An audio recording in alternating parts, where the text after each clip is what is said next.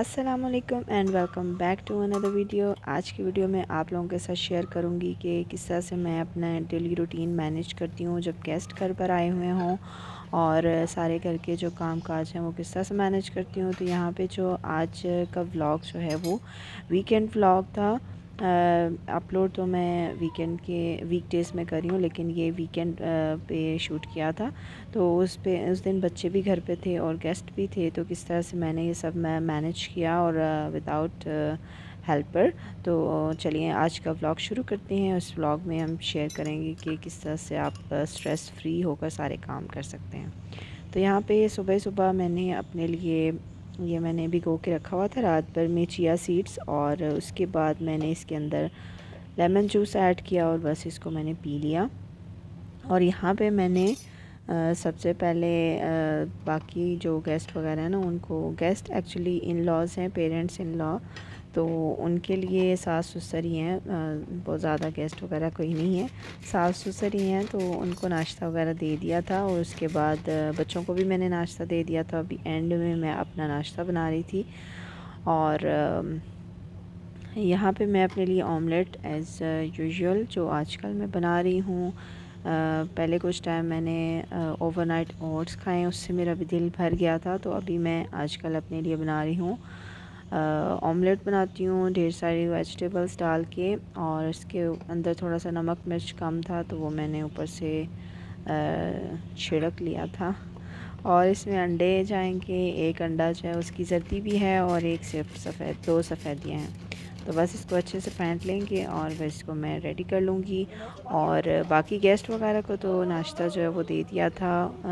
मेरे ससुर जो हैं वो बॉइल्ड एग्स खाते हैं और साथ में चाय पीते हैं, और मेरी जो सास हैं वो सिंपल रोटी खाती हैं और साथ में हाफ़ फ्राई या फुल फ्राई एग्स लेती हैं और साथ में चाय लेती हैं। और चाय तो हमारे पाकिस्तानी घरों में मस्ट होती है।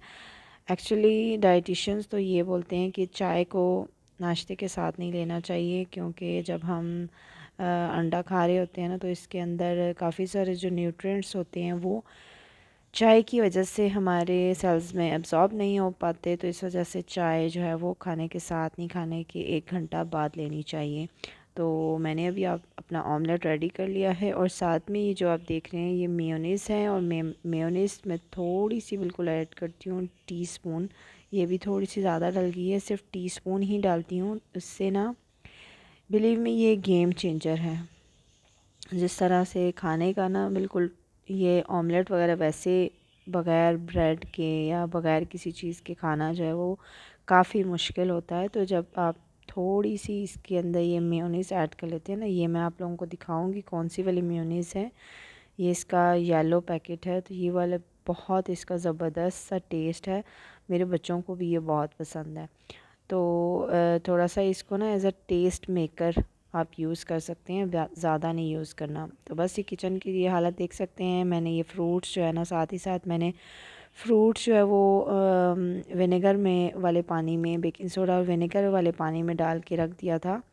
बेकिंग सोडा एक्चुअली मैंने नहीं डाला था, सिर्फ मैंने फ्रिज की हालत भी आप देख सकते हैं साफ़ मैंने एक्चुअली नेक्स्ट डे कर दिया था।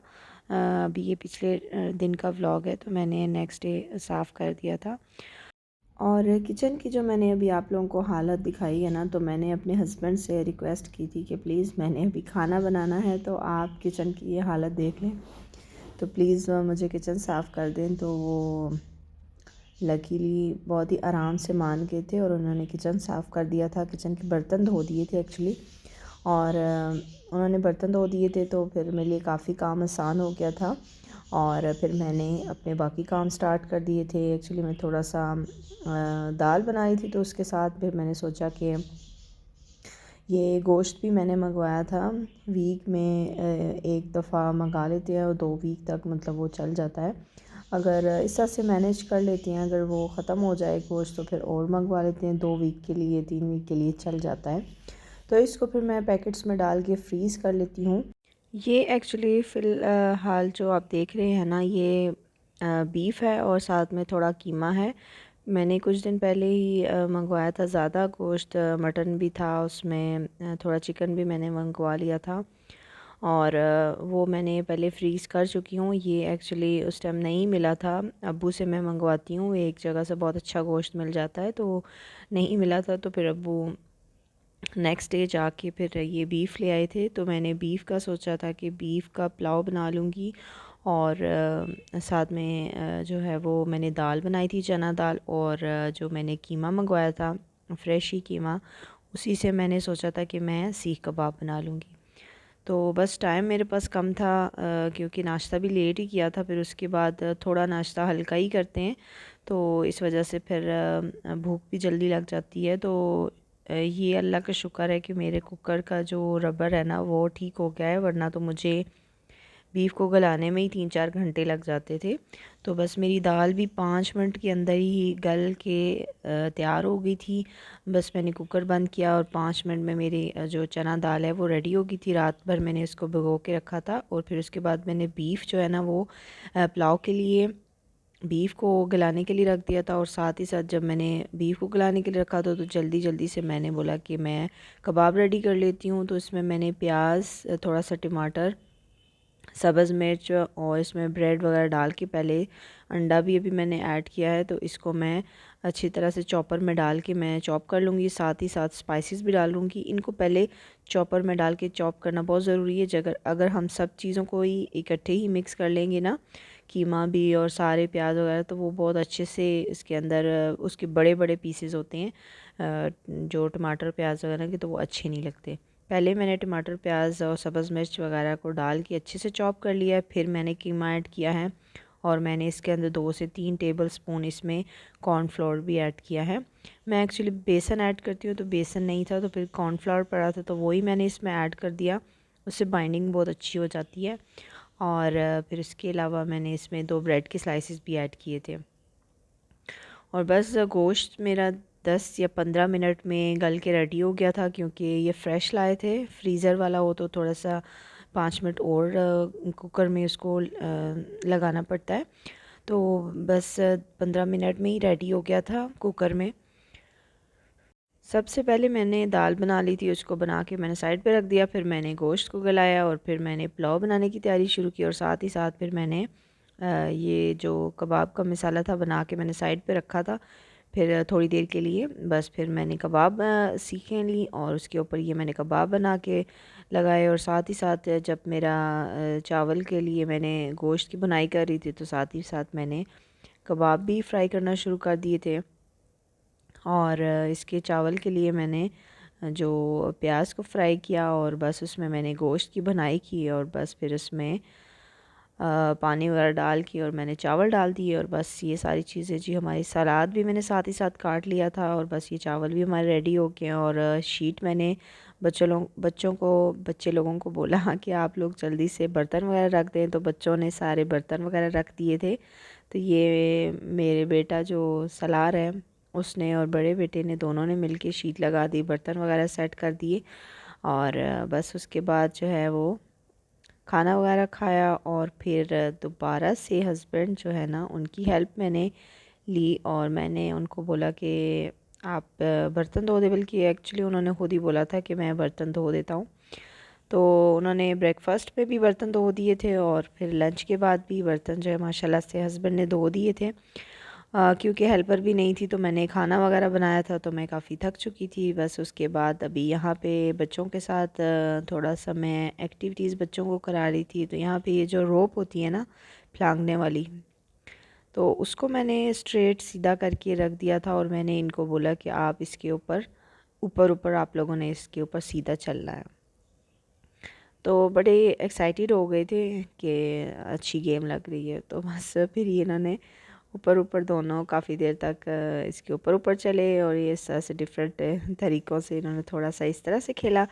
फिर मैंने उनको बोला कि आप लोग इसी रोप को आप ऐसे सर्कल बना के रखो और फिर उसके ऊपर आपने सर्कल में आपने इसके ऊपर वॉक करनी है।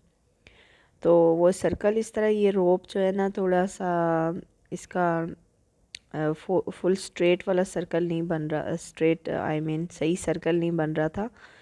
तो बस फिर इन्होंने थोड़ा सा ऐसे ही राउंड राउंड किया और इसी के साथ डिफरेंट खुद ही फिर बच्चे ना थोड़ा सा आप उनको हिंट दो ना तो फिर आगे से उनको खुद ही से ही कुछ ना कुछ अपने माइंड से सोच के वो डिफरेंट गेम्स जो है वो बनाते रहते हैं।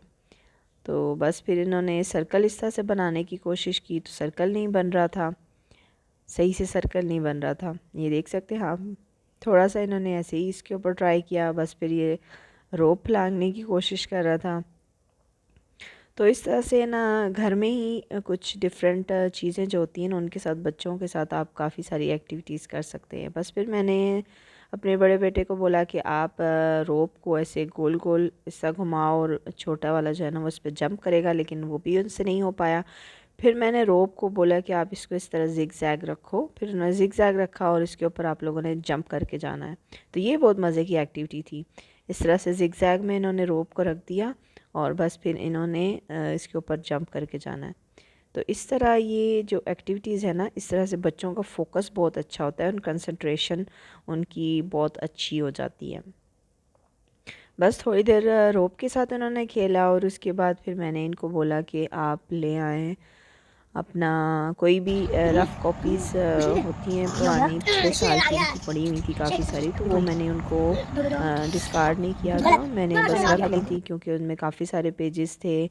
और बस ये छोटा वाला मेरा जो बेटा है उसके साथ भी मैं इस तरह जो पुरानी नोटबुक्स वगैरह होती हैं मेरे बड़े बेटे की, और ये दूसरा वाला बेटा इसकी भी लास्ट ईयर की पड़ी हुई थी। तो ये अल्फ़ाबेट्स वगैरह कुछ पड़े हुए थे, मैंने इनको बोला कि आप इसके ऊपर ड्रॉ करो। तो इस तरह से काफ़ी अच्छे से जो है ना वो ड्रॉ करने शुरू हो गया था। और इस तरह से बच्चों की ड्राइंग भी काफ़ी अच्छी होती है और ये बहुत अच्छी एक्टिविटी होती है कि बच्चे जो है ना शौक़ से कर लेते हैं। तो इस तरह से बच्चों को टाइम पास के लिए ये चीज़ें जो है वो करानी चाहिए। तो कोई भी जो टॉयज़ वगैरह पड़े हुए थे ना, तो मैंने इसको बोला कि आप इसके ऊपर रख के और इसको ड्रॉ करो।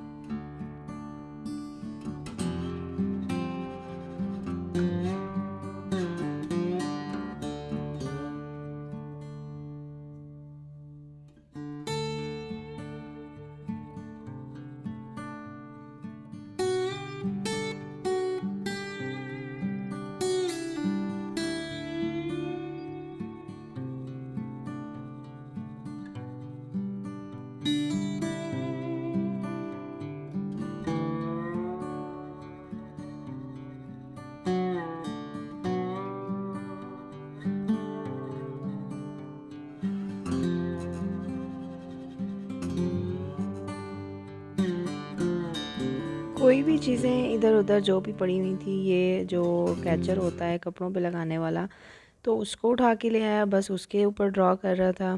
तो इस तरह से काफ़ी अच्छी जो है ना बच्चों का फोकस और कंसंट्रेशन बहुत अच्छी हो जाती है। तो ये घर पे भी था क्योंकि मैंने बताया था शायद कि चिकन पॉक्स हुए थे मेरे बेटे को, तो वो घर पे ही था 1 वीक से। तो मैं इसके साथ इस तरह से एक्टिविटीज़ वगैरह करा रही थी क्योंकि सारा वीक घर पे था, तो काफ़ी जो है वो तंग हो गया था। स्कूल और नहीं इसको फिर भेज रही थी मैं। थोड़ा सा शाम से पहले हम लोग थोड़ा सा बाहर निकल गए थे क्योंकि बच्चे थोड़ा सा तंग कर रहे थे कि हम लोगों ने कहीं बाहर जाना है, और मेरे सास ससुर सोए हुए थे, तो हमने सोचा कि वो डिस्टर्ब ना हो, तो चलो बच्चों को थोड़ा आइसक्रीम खिलाने ले चलते हैं। तो यहाँ से फिर मैंने और मेरे हस्बैंड ने कॉफ़ी ली और साथ में बच्चों को आइसक्रीम मैकडोनल्ड से लेकर दी, और मैंने साथ में ब्राउनीज़ जो है वो मंगवा लिया। ब्राउनीज़ मुझे बहुत पसंद है, मुझे मीठे में या आइसक्रीम और डिफरेंट इस तरह की जो चीज़ें वगैरह कुछ पसंद नहीं है। मुझे सिर्फ ये होता है कि कॉफ़ी या चाय के साथ कोई केक या ब्राउनीज़ की क्रेविंग होती है। तो यहाँ पे लकीली मुझे ब्राउनीज़ मिल गए थे, और वो ब्राउनीज़ मज़े का था। फज ब्राउनीज़ थे। मुझे एक्चुअली थोड़ा वो केकी वाले पसंद हैं, केकी ब्राउनीज़।